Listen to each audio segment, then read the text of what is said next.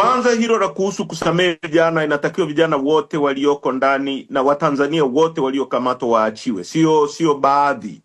Hicho kitendo cha kusema baadhi ya watu waachiliwe ni kutoa mwanya kwa ofisi ya DPP kuendelea kushikilia watu wengine, watatoa rushwa na kutakuwa ni mwanya wa kutengeneza rushwa kwenye hilo jambo.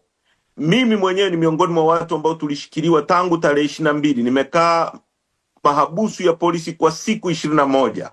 Kwa hiyo kama mimi naweza kubambikiwa kesi kubwa kama ya ugaidi, hao vijana wote waliobambikiwa kesi hizo za zinazoitwa uhaini ni kesi za kubambikiwa. Kwa wote kwa nchi nzima na wengine walioko kwenye vituo vya polisi, kwa sababu tunafahamu kuna baadhi bado wako kwenye vituo vya polisi, wanapaswa kuachiwa bila masharti yoyote, na sio kusema ofisi ya DPP ione nani na nani inamwachia.